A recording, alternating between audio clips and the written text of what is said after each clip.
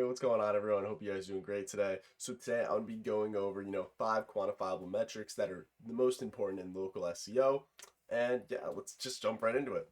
So first things first, average local map pack ranking. So what is the local map pack ranking? You may have seen this before, but it's basically giving you how you rank within, the surrounding zip codes when people search for keywords like dentist near me, right? Now, what it really looks like is it's almost like a heat map. So you have, all these other zip codes, the main central zip code, and it tells you how you're ranking in all of these. So, an example here, we have a dentist in Canada that I did an audit on.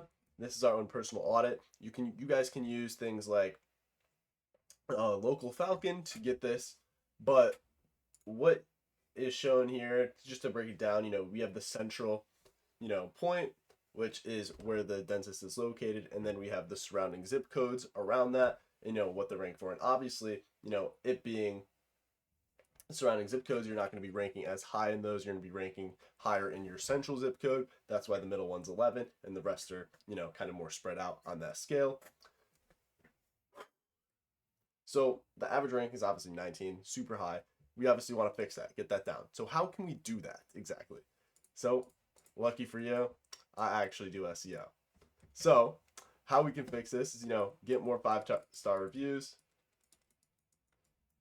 get well, get more, get more 5-star reviews. And in my other videos, I do mention, how to improve it. And I go more in depth on getting more 5-star reviews, adding services, all of these things to help boost that local presence, right? So these are going to be the first two big things I would recommend for a client to work on. Getting those more 5-star reviews, just asking after an appointment, and then adding, services and locations to their Google My Business, which I explained in another video. So lastly, I want to say you want to optimize your local pages as well. So these are going to be on your website.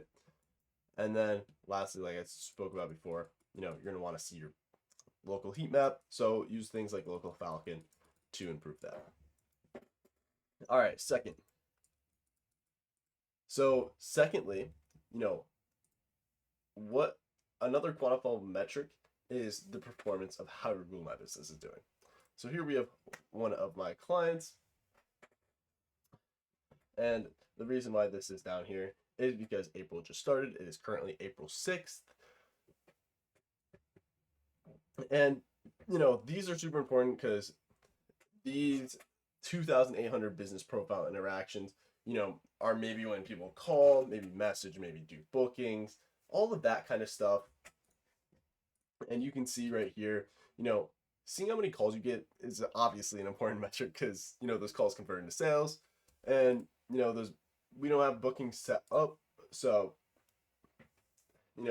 on my Google Business profile for my marketing agency, you can see where I have appointments right here. So you can set up a quick booking right from my Google My Business. They don't have it set up, which is completely fine. People just give them a call. And then, directions to see where their business is. That's also a metric that's calculated in the overview.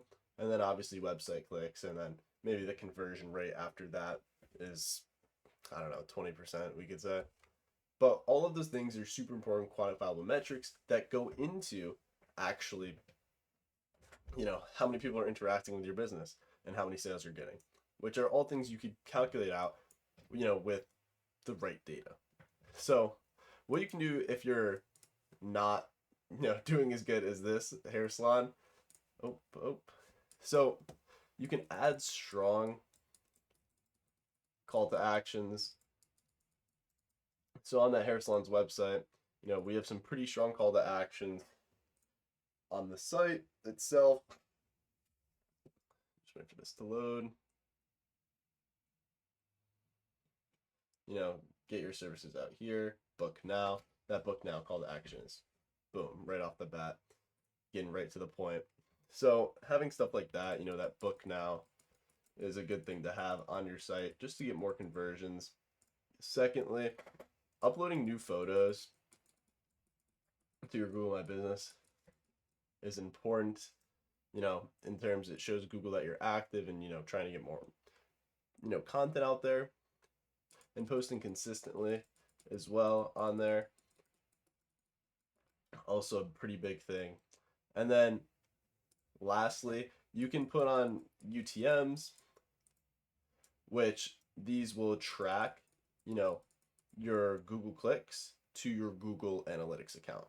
So how many clicks you're getting will go to your Google Analytics, and then you'll be able to track those clicks to conversions, to calls, whatever you really want to do there.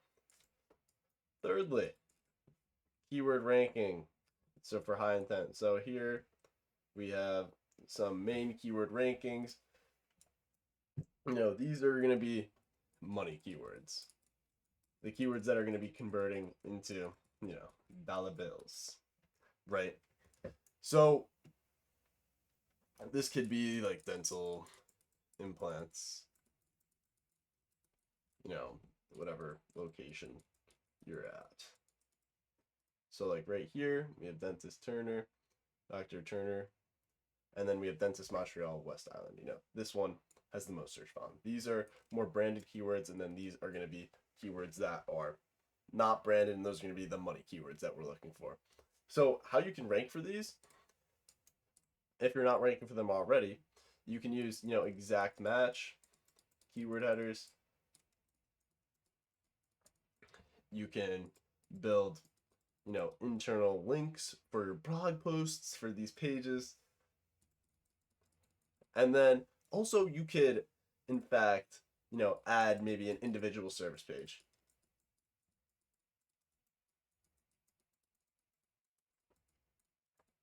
All right. Number 4, the organic traffic from, your local search inquiries. So how much actual traffic is coming from, that branded versus unbranded words, right? Now we kind of talked about this before, those money keywords versus, these could be money keywords as well, right? But, you're not getting, I guess, organic traffic from those branded because people already know who you are. So it's not anything new. No unique customers. These are going to be all, unique customers. So, creating content with, the near me could help out here. As well as, schema markup here. And also the speed and mobile friendliness. So that's going to be on here. So the website performance isn't really the best. They have some good, alright, Google best practices. This isn't really that trustworthy, I would say, for Google best practices, technical SEO. And the website accessibility isn't really the best either. Now, for number 5, the conversion rates to organic visitors.